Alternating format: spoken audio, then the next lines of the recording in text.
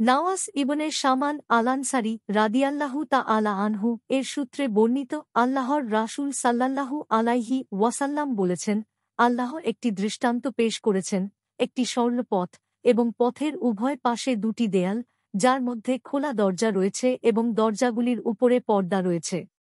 পথের দরজায় একজন আহ্বানকারী আছেন যিনি বলছেন, হে মানুষ, তোমরা সকলে একসাথে পথে প্রবেশ করো এবং বিচ্যুত হজ না, এবং পথের উপর থেকে একজন আহ্বানকারী ডাকছেন। যখন তিনি চান, তিনি ওই দরজাগুলির যেকোনো একটি খুলে দেন।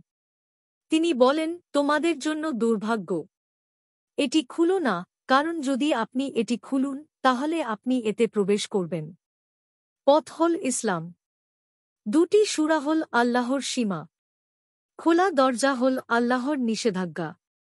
পথের শীর্ষে সেই আহ্বানকারী হল আল্লাহর কিতাব।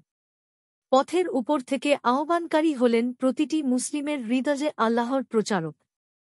সুনান আল-তিরমিযী ৪ নং খণ্ড পৃষ্ঠা নং ৪৪১, ২৮৫৯, মুসনাদে আহমাদ ২৯ নং খণ্ড পৃষ্ঠা নং ১৮১, ১৮৩, ১৭৬৩৪, জামিয়াল উলুম ওয়াল হিকাম ২ নং খণ্ড পৃষ্ঠা নং ১৬১, ফায়েদ আল কাদির ৪ নং খণ্ড পৃষ্ঠা নং ২৫৩, আল-তানভীর শারহ আল-জামি আলা শাগানি আল-সাগান, লিতারবি মুসনাদ আল-ইমাম আহমদ বিন হাম্বল আল-শাইবানি ১ নং খণ্ড পৃষ্ঠা নং ৮৩।